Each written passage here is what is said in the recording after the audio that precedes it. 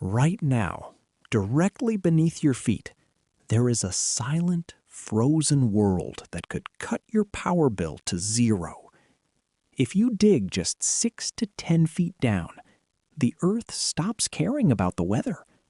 In Chicago, it stays a constant 55 degrees Fahrenheit all year round. In Atlanta, it sits at a perfect 62 degrees. Some historians believe the ancient Romans used this exact underground constant to cool their grandest villas. In the scorching deserts of ancient Persia, builders even managed to store winter ice in the middle of summer. They did it without a single watt of electricity. But try to build this simple system today in the United States, and you will run into a legal brick wall. The International Residential Code, or IRC, effectively bans pulling this cool subterranean air directly into your living room. And here's the twist. They actually have a very good reason.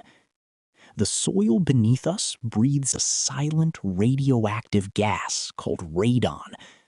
According to the EPA, radon is the leading cause of lung cancer among non-smokers in America.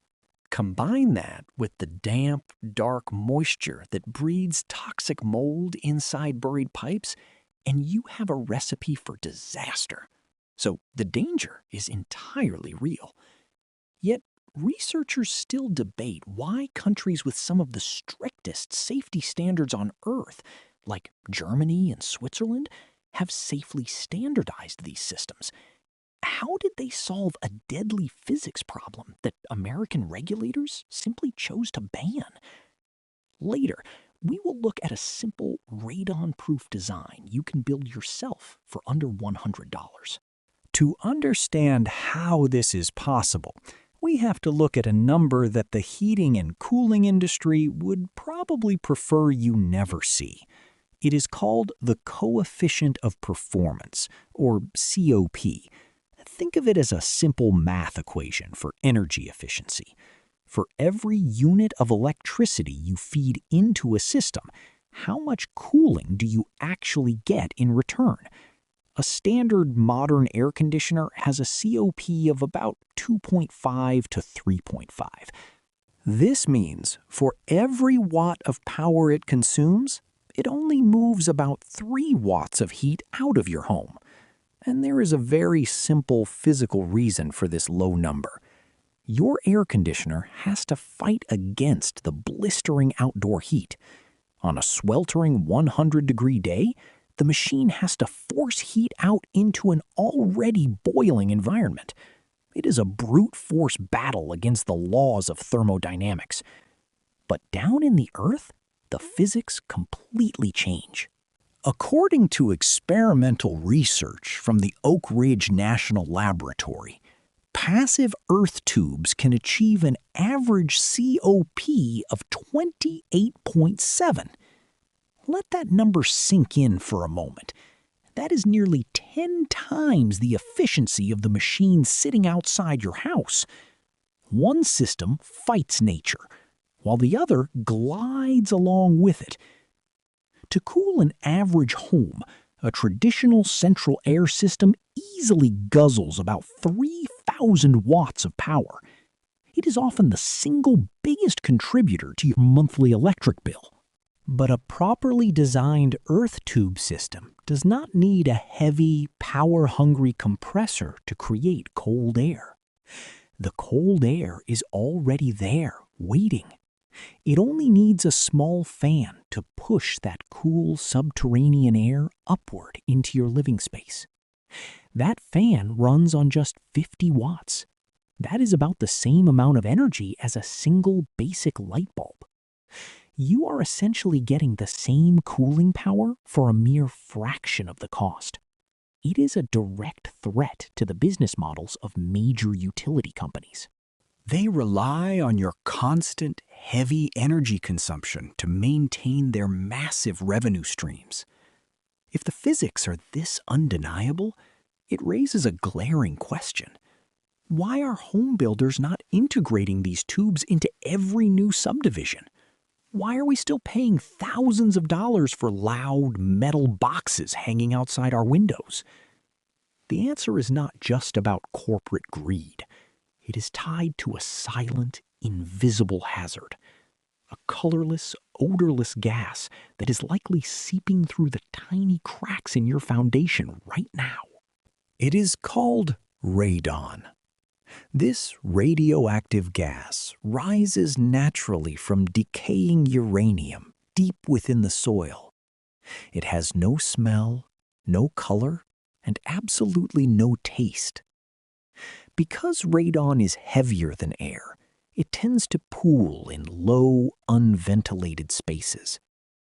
The Environmental Protection Agency estimates that radon exposure causes about 21,000 lung cancer deaths every year in the United States alone. It is indeed a silent and deadly threat.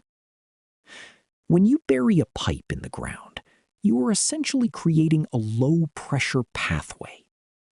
If that pipe has even a microscopic crack, radon will seep inside. From there, a simple fan can pump those radioactive particles directly into your bedroom. But radon is only the first monster hiding in the dark. The second is a basic law of physics called the dew point. When hot, humid summer air is sucked into a cool underground pipe, the air temperature drops rapidly. As the air cools, it loses its ability to hold moisture. Water vapor instantly condenses, turning into liquid droplets on the inside walls of your pipe. Without a proper way to drain, this water pools. You are left with a dark, damp, subterranean swamp. This is the absolute perfect incubator for toxic black mold. But it gets even worse. Stagnant water in these pipes can breed Legionella. This is the dangerous bacteria responsible for Legionnaire's disease, a severe and sometimes fatal form of pneumonia. So the regulators are not just making up rules to protect corporate profits. These dangers are incredibly real. Any internet guide telling you to just bury some cheap plastic tube and turn on a fan is giving you dangerous advice. If you build this system incorrectly, it can become a serious threat to your health. But does that mean we should ban the technology entirely? Are these deadly hazards truly impossible to overcome, as the building codes suggest? Or is there a simpler truth? Many European engineers argue that these risks are actually very easy to manage. By applying two basic laws of high school physics, you can completely neutralize both threats, and you can do it with less than $100 in basic materials. Let us look across the Atlantic. While American regulators treated these challenges as a dead end, European engineers saw them as simple design problems. In countries like Switzerland and Germany, this is not experimental science. It is actually written directly into their national building codes. Under Swiss standards, like SIA 180 and the strict Minergie building guidelines, earth tubes are fully standardized. They do not fear the mold or the radon. They simply engineered them out of existence.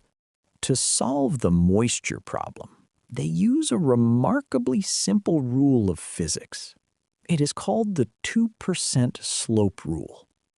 Instead of burying the pipe perfectly flat, they tilt it slightly. For every meter of pipe, it slopes down by just 2 centimeters.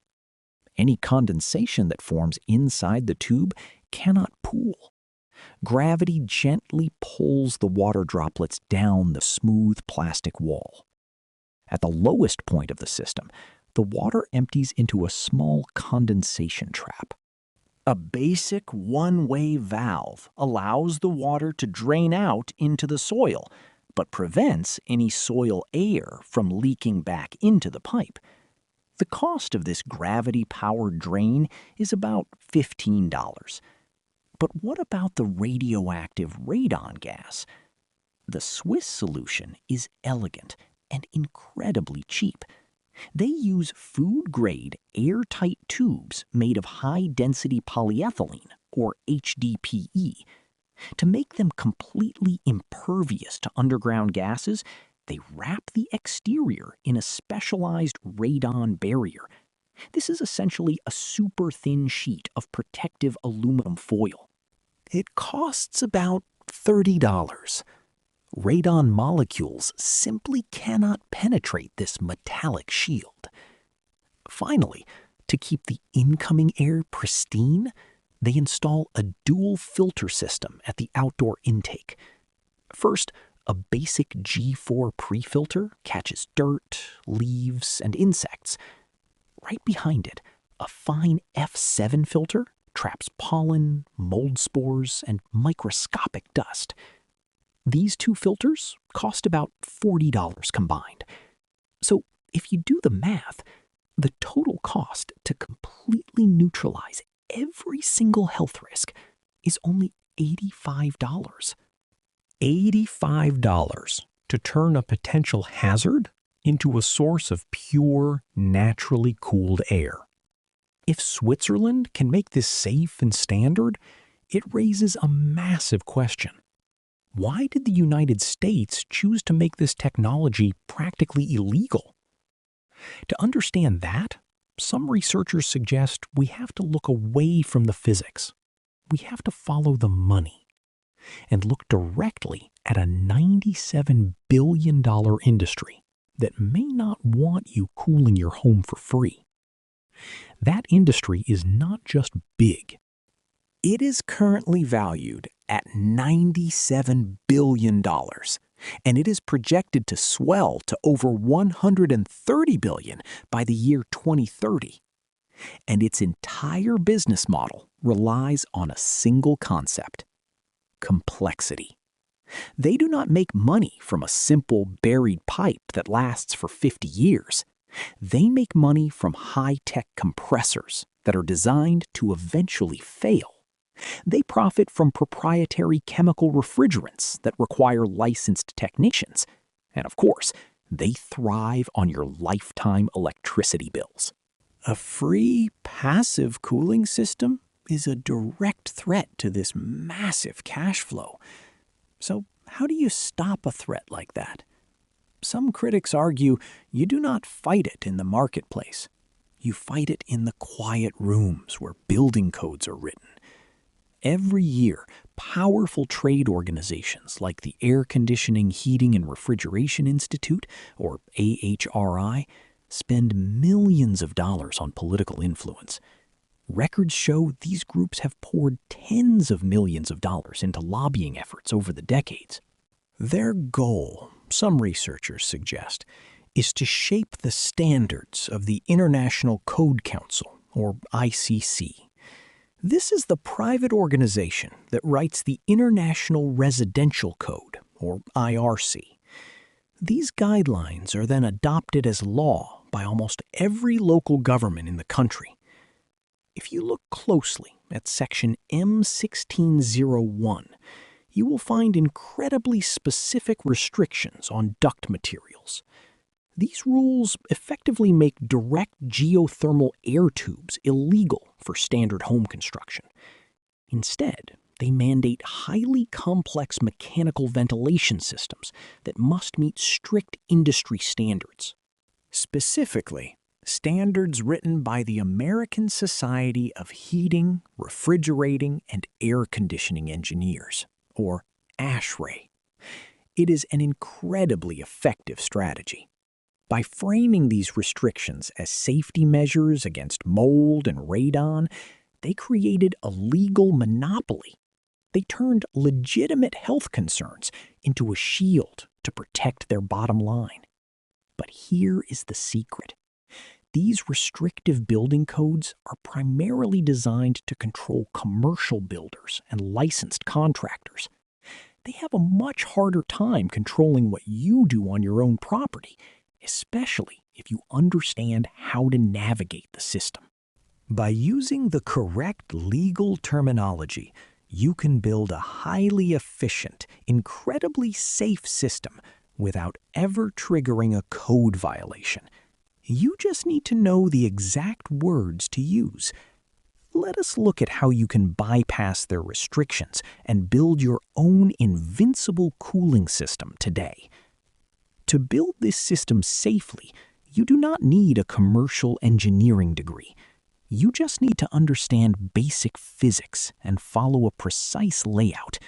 It is entirely possible to do this with basic materials. First, before a single shovel touches the dirt, you must call 811. This is a free service to locate buried utility lines. Hitting a power line will ruin your day much faster than a high electric bill. Once the ground is cleared, the digging begins.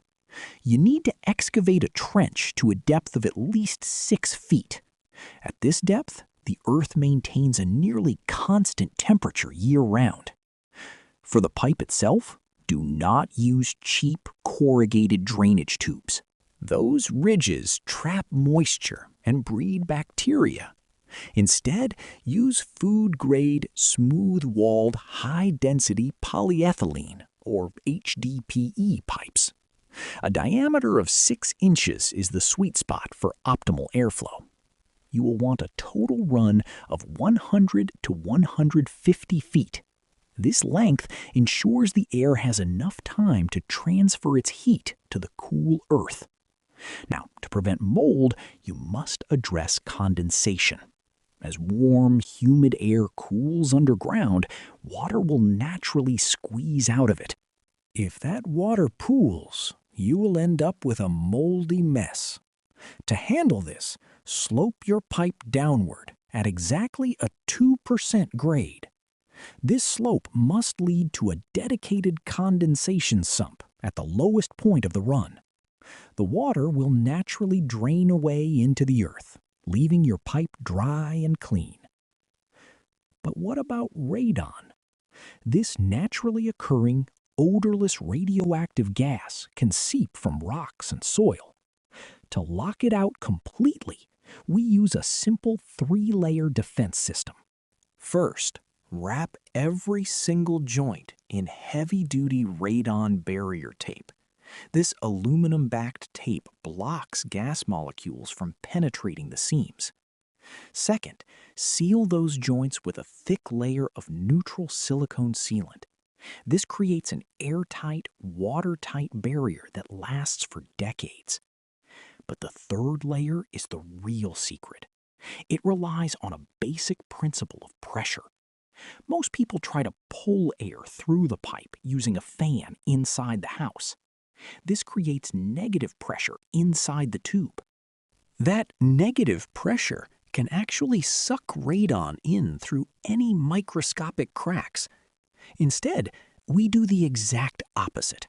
We place a low-wattage inline fan at the outdoor intake. This pushes fresh air into the pipe, creating positive pressure. Because the pressure inside the pipe is higher than the surrounding soil, radon is physically blocked from pushing its way in. It is a simple, elegant application of fluid dynamics. The gas is kept out by the air itself. At the outdoor intake, we also install a dual-stage filter box. It contains a high-efficiency particulate air, or HEPA, filter, paired with an activated carbon filter. This setup traps dust, pollen, and any trace gases before they ever enter the cooling loop. To be absolutely safe, buy a dedicated digital radon detector, like an AirThings monitor.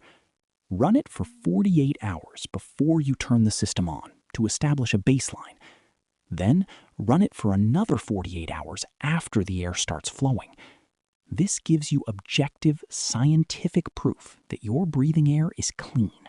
The core materials for this entire setup can often be sourced for under $100. It is a fraction of the cost of a traditional air conditioner. But how do you keep local building inspectors from shutting your project down? There is a highly clever legal loophole that they do not want you to know about. It is all about the specific words you use when you describe your system.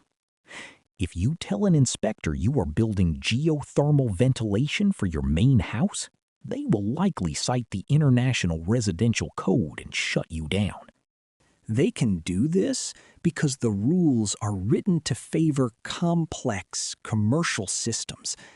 But here is the loophole. They cannot legally stop you from cooling a greenhouse. They cannot stop you from ventilating a backyard workshop, a barn, or an accessory outbuilding. So when you talk to officials, you do not use the word geothermal. Instead, you label it as agricultural ventilation, or a fresh air intake for an accessory structure. By simply changing the words, you bypass the restrictive residential codes. It is entirely legal, and it puts the power back in your hands. Picture a sweltering July night when a heat wave pushes the local power grid to its absolute limit. The neighborhood goes dark, and the hum of giant air conditioners suddenly dies. But inside your home, the air remains crisp and cool. Your system keeps running on a tiny solar battery, drawing a mere 50 watts of power.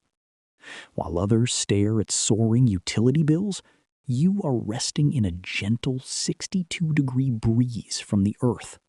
This is not just about saving a few dollars. It is a quiet, peaceful act of self-reliance. But cool air is not the only natural resource under lock and key. In several states, simply placing a plastic bucket under your roof to collect rainwater is considered a violation of the law. It sounds absurd, but some organizations have fought hard to keep you dependent on the public utility tap. We are exposing the bottled water lobby and the battle for the sky in our next video. Click right here to see how they made the rain illegal and how you can reclaim your water. Subscribe now to keep uncovering these forgotten truths.